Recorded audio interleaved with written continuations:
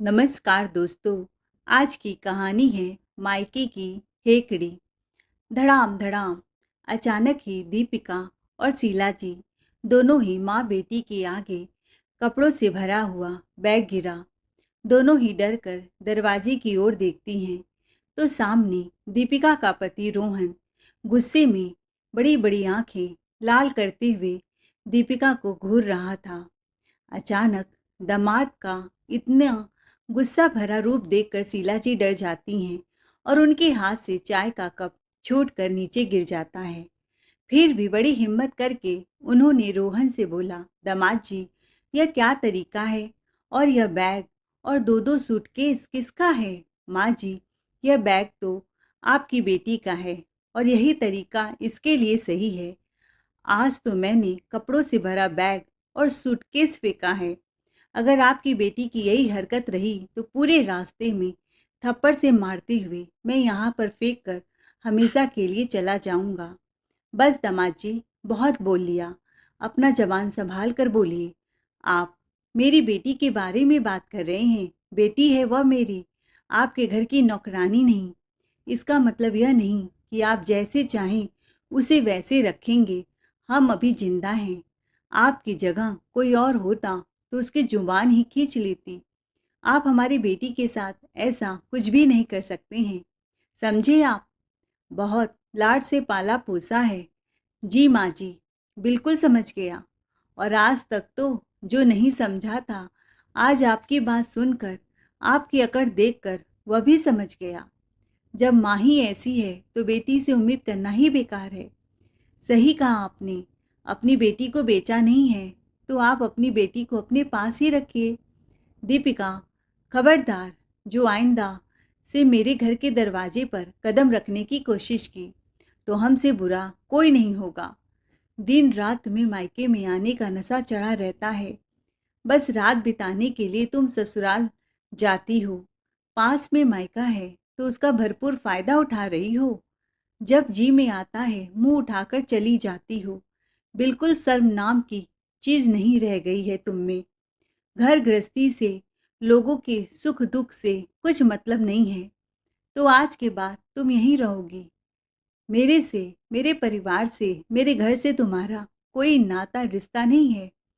बहुत जल्दी तलाक के पेपर भेज दूंगा। अब इस रिश्ते को खत्म करना ही बेहतर है। तंग आ गया हूँ, कहते हुए रोहन जाने लगा। तभी पीछे से दीपिका के पापा राघव जी ने रोहन को टोका, बेटा सुनो, अरे सुनो तो सही, क्या बात हुई? इन दोनों को छोड़ो, कम से कम मुझे बता दो, आखिर बात क्या हो गई? राघव जी की बात सुनकर रोहन थोड़ा नॉर्मल हो गया, क्योंकि उसे पता था उस घर में राघव जी की नहीं बल्कि शीला जी की ही चलती है। थोड़ा नॉर्मल होते हुए रोहन ने राघव जी से कहा, पापा जी, आपको पता है ना, 10 कदम पर ही मेरा घर है और शादी को पूरे 2 साल होने को आए हैं। दीपिका कभी भी पूरे दिन ससुराल में नहीं रहती है। रोज सुबह यह चली आती है और फिर रात को सोने जाती है। यही इसका रोज का है। पर माँ अकेली घर में रहती है, पापा नहीं है। मैं ऑफिस चला जाता हूँ। दीपिका ने कभी भी मेरे माँ के बारे में नहीं सोचा। माँ भी उसे कभी कुछ नहीं कहती। यह सोच कर कि धीरे धीरे वह अपनी जिम्मेदारी समझ जाएगी। अभी बच्ची है, पर आपकी बच्ची बड़े होने का नाम ही नहीं ले रही है। इसे तो कुछ समझ में नहीं आता है। एकाध बार माँ ने दीपिका को मना भी किया था। रोज रोज मायके जाना अच्छी बात नहीं है। आपको पता है ना, दीपिका ने कितनी लड़ाइयाँ की थी। दीपिका कहने लगी, अरे मेरा मायका कोई गरीब खाना नहीं है, पैसे वाले हैं, मुझे खिलाते हैं पिलाते हैं, अच्छे से रखते हैं। मेरी मम्मी को तो नहीं अखरता, तो आप कौन होती हैं मुझे रोकने वाली? लेकिन आज मैंने इसे मना किया था कि आज मायके मत जाना, क्योंकि माँ की तबीयत ठीक नहीं है। उन्हें तेज बुखार हुआ है। एक गिलास पानी भी उठा कर पीना उनके लिए मुश्किल है। मैं इसे मना करके ऑफिस गया था। इसके बावजूद भी मेरे ऑफिस जाते ही यह तुरंत मुंह उठाए मायके चली आई। जब घर लौटा तो माँ बाथरूम के पास गिरी हुई थी। चक्कर आ रहा था उन्हें। अरे, ऐसी हालत में तो बहुएं सास की सेवा करती हैं। अब आप ही बताइए, ऐसे में मैं क्या करता? अपनी माँ को अकेले मरने के लिए छोड़ दूं? रोहन की बात सुन राघव जी चुप हो गए। रोहन की एक एक बात सही थी। वह अपनी जगह बिल्कुल सही था। रोहन की तरह राघव जी भी अपनी पत्नी और बेटी से लाचार थे, बहुत दुखी थे। समझा समझा के थक गए थे, पर वह अपनी ही मनमानी करती आई थी। न बेटी सुनती थी उनकी, न शीला जी सुनती थी। रोहन अपने दिल की भड़ास निकालकर अपने घर चला गया। रोहन के व्यवहार को लेकर दुखी होकर शीला जी अपनी बेटी से बातें कर रही थी। दीपिका रो रो कर माँ को अपना दुख बता रही थी। उसका कहना था कि रोहन ने सारा कुछ अपनी माँ के कहने पर किया है। रोहन की माँ की कोई तबीयत खराब नहीं है, वह जानबूझकर नाटक कर रही हैं, हम दोनों के बीच में झगड़ा कराने के लिए। हाँ बेटी, मैं ऐसे पैतरे बहुत अच्छे से समझती हूँ, तू घबरा मत। रोहन तो ऐसे ही तुझे डरा धमका रहा है। अरे वह कोई तलाक वलाक नहीं देने वाला। तू अब चुपचाप यहाँ बैठ। देखना, 1 महीने यहीं रहेगी तो उसकी अक्ल ठिकाने आ जाएंगे। अब तू रो रो के अपना बुरा हाल मत कर। रोते हुए तू बिल्कुल अच्छी नहीं लगती। मैं तेरे लिए कुछ अच्छा खाना बनवाती हूँ, तू यहीं रहेगी अपनी माँ के पास। यह कहकर शीला जी किचन में चली गईं, जहाँ पर उनकी बहू अंजलि कुछ पका रही थी। अरे बहू, क्या पका रही है? जी माँ जी, चावल और दाल। अरे नहीं बहू, यह सब मत पका। मेरी बेटी का बहुत बुरा हाल है। उसके ऊपर तो दुखों का पहाड़ टूट पड़ा है। दामाद जी तलाक की धमकी देकर गए हैं। क्या माँ जी, यह आप क्या कह रही हैं? हाँ, तू कुछ अच्छा बना। यह दाल चावल उबला खाना वह न खा पाएगी। ऐसा कर, उसके लिए मलाई कोफ्ता, पनीर और नान वगैरह बना दे। उसे कुछ अच्छा अच्छा पकवान बनाकर खिला, और ताकि उसके मन को अच्छा लगे। पर मम्मी जी, मेरी कमर में सुबह से दर्द है, नसें एकदम तन गई हैं, हाथ पैर सूजन के मारे फूल गए हैं। मेरा 8वां महीना चल रहा है। इतना काम अकेले कैसे कर पाऊंगी? इतनी भयंकर गर्मी है। थोड़ा काम करती हूँ कि हाँफने लगती हूँ। मम्मी जी, अरे बहू, तुम बस अपना ही रोना लेकर बैठ गई। देख नहीं रही है बेचारी के ऊपर क्या बीत रही है? तुझे तो उसे खुश रखना चाहिए, और तू खाना बनाने से मना कर रही है। थोड़ा हाथ पैर चला लोगी तो कुछ भी बिगड़ नहीं जाएगा। अब बहानेबाजी बंद करो और कुछ मीठा भी बना लेना। जब से प्रेग्नेंट हुई हो बहुत नाटक करने लगी हो। मम्मी जी, दीदी तो हर रोज़ यहाँ आती हैं और उनके लिए मैं हमेशा कुछ न कुछ बनाती हूँ, पर आज मेरी तबीयत सच में सही नहीं है, इसीलिए आज मैं दाल चावल बना रही थी। बड़ी मुश्किल से यह भी बना पाई हूँ। आपको मेरी तकलीफ नहीं दिखती? मेरी तबीयत सही नहीं है। अब तू भी तबीयत का रोना लेकर बैठ गई। उधर दामाद जी अपनी माँ की तबीयत का रोना लेकर बैठे हैं, इधर तू भी बैठी है। सबकी तबीयत ही खराब है। शीला जी गुस्से में बोली, बहू, जो जो बोला है उसे बना दे, और कुछ मीठा भी बना देना। कोई बहाना मैं नहीं सुनने वाली। अंजलि भी डर कर कुछ न बोली। और एक बात और सुन, तू और मेरा बेटा पवन आज हॉल में ही सो जाना। दीपिका को एसी में मज़े से सोने दे। उसके कमरे की एसी खराब है। अब भाभी है तो इतना तो उसके लिए कर सकती हो ना। अंजलि को अपनी सासू माँ शीला जी की बातें बहुत बुरी लगी, क्योंकि वह हॉल में नहीं सोना चाहती थी। खाने तक तो ठीक था, वह मैनेज कर लेती, पर कमरा भी खाली कर देना। पर सासू माँ के आगे उसकी एक न चलती, इसीलिए उसने चुप रहना ही ठीक समझा। वहीं पास में बैठा अंजलि का पति पवन, मतलब शीला जी का बेटा, कब से बड़े ध्यान से सब बातें सुन रहा था कि जीजा जी कितने गुस्से में आज घर में उसकी बहन का सूटकेस पटक कर गए हैं। हॉल में कब से माँ बेटी दोनों का तमाशा देख रहा था। माँ समझा रही थी दीपिका को, चिंता मत कर, सब ठीक हो जाएगा। उन लोगों ने जो जो ड्रामा किया है ना, अब मैं उनको अच्छे से सबक सिखाऊंगी। शीला जी अपनी बेटी दीपिका से कहती हैं, चुप हो जा मेरी बेटी, कल हम शॉपिंग करने मॉल चलेंगे। तू जी भर के शॉपिंग कर लेना और वहाँ की फेमस पानी पूरी भी खा लेना, तुझे पसंद है ना।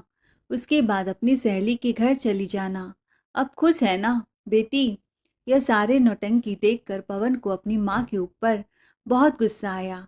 वह सीधे अपनी माँ शीला जी और दीपिका के पास जाता है, जो हॉल में बैठी रोहन के व्यवहार को लेकर दुखी होकर बातें कर रही थी और जीजा जी की माँ को बहुत अपशब्द बोल रही थी। पवन वहीं से गुस्से में अपनी पत्नी अंजलि को बुलाता है और कहता है, अंजलि, आज के बाद तुम अपना और मेरी मम्मी पापा का खाना बनाओगी और एक भी रोटी ज़्यादा नहीं बननी चाहिए, उतनी ही बननी चाहिए जितना हम चारों खा सके।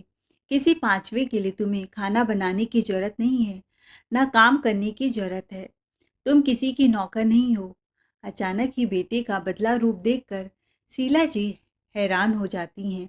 वह हैरानी से पवन से कहती हैं, अरे बेटा रोहन, कम था जो तुम भी शुरू हो गए।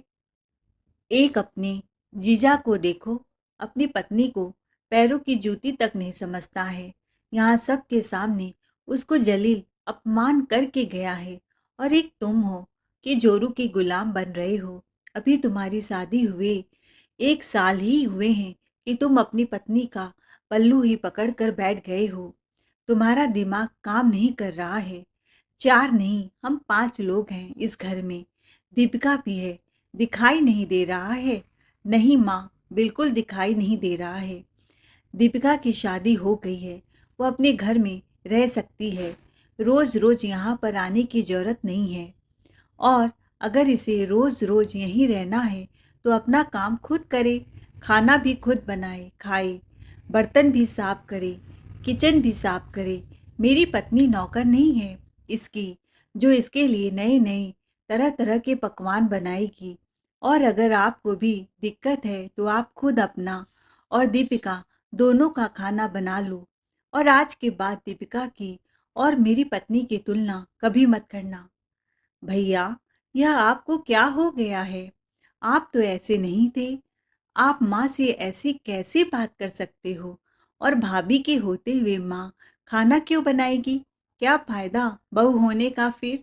अच्छा, तुझे भाभी के टाइम पर तो बहू का फ़र्ज बड़ा अच्छे से याद है और खुद के टाइम पर बहू का फ़र्ज भूल जाती हो।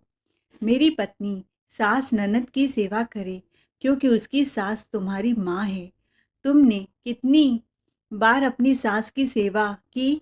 अपनी बीमार सास को छोड़कर यहाँ पर आकर चुगली करते हुए तुम्हें शर्म नहीं आ रही है? तुम सिखाने आई हो रिश्तों की कदर करना। पवन, यह क्या तरीका है अपनी शादीशुदा बहन से बात करने का? माँ, यह इसी के लायक है। इज्जत उसी को दी जाती है जो इज्जत के लायक रहता है। माँ, आपको हो क्या गया है? आपको समझ नहीं आ रहा है कि आपका लाड प्यार किसी दिन दीपिका का घर बर्बाद कर देगा। आज तो जीजा जी इसके कपड़े फेंक कर गए हैं, कल को तलाक के पेपर मुंह पर फेंक कर जाएंगे और तुम कुछ नहीं कर पाओगी। तुम्हारे चलते उसकी ज़िंदगी बर्बाद हो जाएगी। लेकिन माँ, उसे बर्बाद और कोई नहीं, सिर्फ आप कर रही हैं। पति पत्नी के झगड़े को सुलझाने के बजाय आप उसे और बढ़ा रही हैं। पवन की ये बात सुन शीला जी गुस्से से भड़क गई। देखो बेटा, मुझे पता है कि तुम्हें अपनी बहन का इस घर में रहना खल रहा है और यह दिखावे की हमदर्दी तुम किसके लिए कर रहे हो, यह भी मैं अच्छे से समझ रही हूँ। पत्नी के आने के बाद बेटा बदल ही जाता है। चुप करिए माँ, बहुत हो चुका आपका नाटक। आप लोग घर बसाना नहीं, तबाह करना जानते हैं। पास में मायका होने का यह मतलब नहीं है कि जब जी चाहे मुंह उठाकर चले आओ। कोई तरीका होता है, महीने में 2 महीने में कभी आ जाओ। और आओ भी तो अपने घर गृहस्थी को अच्छे से सहेज कर, ना कि बूढ़ी बीमार सास को अकेला घर पर छोड़कर। अगर अचानक उन्हें कुछ हो गया या वह मर जाए तो दुनिया थूकेगी माँ। अरे अपनी ही माँ के बारे में सोच कर देखो, उनके दुख को अपने ऊपर ले कर देखो, तब तुम्हें उनके दुख के बारे में पता चलेगा कि जो काम तुम्हारी बेटी कर रही है, अगर वही काम तुम्हारी बहू करती तुम्हारे साथ, तो तुम्हें कैसा लगता। तब तो तुम ढिंढोरा पीटती पूरी दुनिया में, बहू की बुराइयां करती, हजार गालियां देती, उसके माँ बाप तक पहुंच जाती। आज बेटी के लिए एक शब्द मुंह से नहीं निकल रहा है। नहीं दोगी खुद के लिए गाली, नहीं उठाओगी अपने संस्कारों पर उंगली। आज मैं जरा सा बोल दिया अंजलि को कि उसका खाना नहीं बनाएगी, तो तुम्हें बुरा लग रहा है। क्यों बनाएगी वह खाना? नौकर है क्या? वह भी दीपिका की तरह किसी की बेटी है। उसकी भी माँ बाप ने उसे बड़े लाड चाव से पाला है। शीला जी दहाड़ते हुए बोली, पवन तेरी हिम्मत बहुत बढ़ गई है। अरे सुनिए, देख रहे हैं आपका लाडला मुझे कितनी बातें सुना रहा है, और आप हैं कि बस सुनते जा रहे हैं, कुछ बोल नहीं रहे हैं। कुछ भी बात होती है आप और बेटी एक साइड हो जाते हैं, मैं और मेरी बेटी एक साइड। तभी राघव जी भी बोलते हैं, हाँ बेटा पवन, तू सही कह रहा है। वह भी बेटा पवन की बातों में हाँ मिलाते हैं। वह भी बहू को आवाज़ देते हुए कहने लगे, बहू आज के बाद तुम बस मेरा, अपना और पवन का ही खाना बनाओगी, अपनी सास का भी खाना नहीं बनाओगी। यह माँ बेटी खुद अपना बनाएं और खाएं, दूसरों के लिए ना सही अपने पेट के लिए तो करेंगी ही ना। और खबरदार बहू, जो तुमने उनकी किसी भी काम में मदद की या खाना देने की कोशिश की, तुम्हारा 8वां महीना चल रहा है, ऐसे में सास का क्या फ़र्ज होता है बहू की मदद करे। लेकिन नहीं, वह तो खुद फरमाइश में फरमाइश लेकर बैठी है और अपनी बेटी को भी बुला बुला कर उसकी भी फरमाइश पूरी करवा रही है। खुद को 56 भोग खाने हैं और बेटी को भी 56 भोग खिलाने हैं। कभी फ़ोन करके बुलाती है, दीपिका आ जा बेटा, तेरे लिए पाव भाजी बनवाया है। कभी कहती है डोसा। यह क्या रोज़ रोज़ का तमाशा लगाकर बैठी हो? घर है कि होटल खोल रखा है? क्या दामाद जी तेरी बेटी को भूखा मार रहे हैं, जो रोज़ रोज़ अपने घर में खाने पर न्योता दे रही है? जब वह खुद ही अपनी बेटी को सर पर चढ़ाती है, तो ऐसे स्वार्थी लोगों की बहु मदद तुम क्यों करोगी? अरे वाह, आज आपके भी पर निकल आए हैं। बेटा दामाद क्या कम थे जो आप शुरू हो गए। बुढ़ापे में भी जवानी आ गई, ज़्यादा जोश में आ गए हो। कल तक मेरे सामने जुबान नहीं खुलती थी, कभी चूचा नहीं करते थे, और आज लेक्चर पर लेक्चर झाड़ रहे हो। प्रोफेसर होंगे अपने कॉलेज के, पर घर में दादागिरी नहीं चलेगी। अभी तो तुमने मेरा जोश और दादागिरी देखा नहीं है, देखा ही नहीं है। शीला, अगर अभी मैं अपने पर आ गया ना, तो 2 मिनट नहीं लगेंगे दामाद जी की तरह तुम्हें भी कपड़ों के साथ घर से बाहर निकालने में। अभी मैं सही सलामत हूँ और इस घर का मालिक हूँ और खुद का ख्याल भी रख सकता हूँ, इसलिए मुझे भी तुम्हारी कोई ज़रूरत नहीं है, जैसे तुम्हारे दामाद को ज़रूरत नहीं रह गई तुम्हारी बेटी की, वैसे ही मुझे भी ज़रूरत नहीं है तुम्हारी। और यह घर भी मेरा है। 2 मिनट के अंदर ही माँ बेटी को घर से बाहर निकाल दूंगा, इसीलिए जबान पर लगाम दो और अपने खाने पीने की व्यवस्था खुद कर लो। तभी राघव जी साइड होकर किसी को फ़ोन मिलाते हैं, तो शीला जी कहती है, किसको फ़ोन लगा रही हैं? करीब आधे घंटे बाद डोर बेल बजती है, तो दरवाजे पर शीला जी के बड़े भाई गौतम जी आए थे। जैसे ही शीला जी ने दरवाज़ा खोला, तो वह चौंक गई। भैया आप इस समय? सब खैरियत तो है? माँ ठीक है ना? हाँ शीला, जीजा जी ने फ़ोन करके बुलाया, तो मैं तुरंत घबराता हुआ चला आया।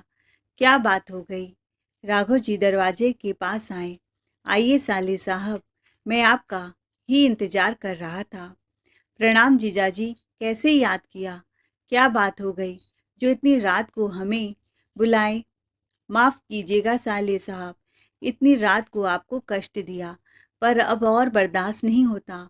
यह लो अपनी बहन का सूटकेस, बैग और हमेशा के लिए ले जाओ अपनी बहन को इस घर से। क्या बात हो गई जीजाजी? कोई गलती हो गई क्या? शीला जी बड़ी बड़ी आंखें चौड़ी करके घूरते हुए बोलती हैं। क्या कह रहे हैं राघव जी? बुढ़ापे में आपका दिमाग सठिया गया है। घर में जवान बेटा और बहू है और आप अपनी पत्नी को घर से बाहर निकाल रहे हैं इस उम्र में? आपका दिमाग तो सही है ना? राघव जी गुस्से में दहाड़ते हुए बोले। आज मेरे बेटे पवन ने मेरी आंखों में बंधी पट्टी खोल दी। अब मेरा दिमाग सही हुआ है। चुप रहकर बहुत सर पर चढ़ा दिया था मैंने तुझको, पर अब और नहीं। अभी तक तुम अपनी मनमानी करती आई हो, पर अब तुम्हारी नहीं चलेगी। तुम माँ बेटी यहाँ से जा सकती हो। कोई जरूरत नहीं है मेरे घर में रहने की। इसीलिए मैंने तुम्हारे भाई को बुला दिया है। अब तुम जाओ अपने मायके। आज जिंदगी में पहली बार राघव जी ने गुस्से में शीला जी से बात की थी। एक तरफ बेटा आग का गोला बना पड़ा है, दूसरी ओर पति अंगारों की तरह दहक रहा है। इन दोनों पर तो शीला जी का नाज था। यह दोनों उनके बस में थे तो ही इस घर में उनकी चलती थी। वह जो कहती थी वही होता था। लेकिन आज यही दोनों उनके खिलाफ हो गए, जिसके चलते शीला जी की औकात ही दो कौड़ी की हो गई थी। जब शीला जी खुद के लिए ही कुछ नहीं कर पाती तो भला बेटी को कैसे इस घर में रख पाएंगी? घर का तनाव भरा माहौल देखकर, बेटे और पति का गुस्सा देख उनके मुंह ना लगे। उन्होंने बेटी को समझा बुझाकर ससुराल भेजने में ही भलाई समझी। तुरंत ही फोन उठाकर रोहन को फोन लगाया, उनसे माफ़ी मांगी और उन्हें आश्वासन भी दिया कि आज के बाद दीपिका बस महीने में एक दिन के लिए ही उनसे मिलने आया करेगी। फोन रखकर शीला जी ने तुरंत ही कहा, बेटा देख, सबका गुस्सा तुम देख ही रही हो ना, तो दामाद जी को समझा सकती हो, और ना ही मैं तुम्हारे भाई और पापा को। अरे यह तीनों ही हम दोनों के खिलाफ हो गए हैं। जैसे दामाद जी ने तुम्हें घर से निकाल दिया, अगर तुम्हारे पापा ने और भैया ने मुझे सच में निकाल दिया तो फिर हम कहाँ जाएंगे? और तुम्हारे पापा का गुस्सा देखकर तो मुझे नहीं लगता कि वह मुझे अब इस घर में रखेंगे। इसीलिए तू अपने घर में चली जा और मुझे अपने घर में शांति से रहने दे। मैं अपने पति से माफ़ी मांग लेती हूँ, तू अपने पति से माफ़ी मांग ले, सब सही हो जाएगा। देख मेरा भाई तो पहले ही इस घर में आ गया है। मेरी बदनामी मेरे मायके तक पहुँच जाएगी तो मैं कहीं मुंह दिखाने के लायक नहीं रहूँगी। इसीलिए तू समझ बेटी, अब ज़्यादा बात मत बढ़ा। बेटा अभी तो भाई को यहाँ बुलवाया है। बेटा भलाई इसी में है कि तुम अपनी गृहस्थी पर ध्यान दो। फ़ोन पर तो बातें करते रहेंगे। मैंने दामाद जी को साफ साफ बोल दिया है कि तुम महीने में बस एक दिन आओगी, तो बेटा महीने में बस एक दिन ही हम मिलेंगे। रोज रोज आने से दोनों ही घर बर्बाद हो रहे हैं और इस बुढ़ापे में मैं दर दर की ठोकरें नहीं खाना चाहती। खुद का बनाना खुद का खाना हमसे नहीं होगा। और आज तुमने बहुत बड़ी गलती की। अपनी बीमार सास को वहाँ अकेला छोड़कर तुझे यहाँ नहीं आना चाहिए। मैंने बुलाया तो क्या हुआ? तुम मुझे मना भी कर सकती थी। माँ का बदलता रूप रंग को देखकर तो दीपिका भी आश्चर्य से अपने हाथों को गाल पर रखकर सोचने को मजबूर थी। क्या उसने सच में गलती की थी? क्या उसे बीमार सास को छोड़कर नहीं आना था? उसे लगा माँ तो सच में सही कह रही है। भैया भी अपनी जगह सही है और पिताजी भी ने आज जो कदम उठाया सब ठीक है। मैं ही गलत थी।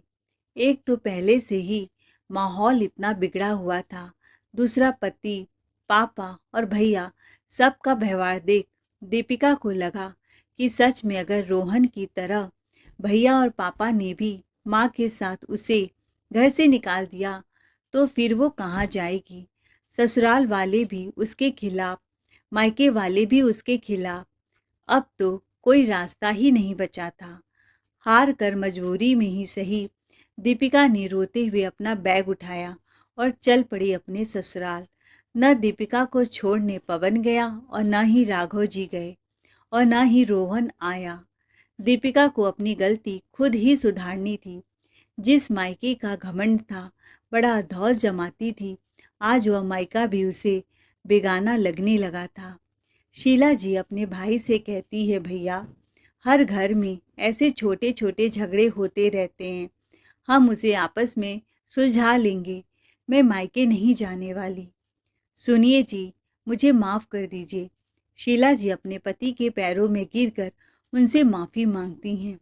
यह सब देखकर पवन, राघव जी और गौतम जी हंस रहे थे, क्योंकि राघव जी ने तो बस एक हुक्म का पत्ता फेंका था, एक चाल चली थी शीला जी को और उनकी बेटी को सही रास्ते पर लाने के लिए, जो कि वह उसमें कामयाब हो गए थे।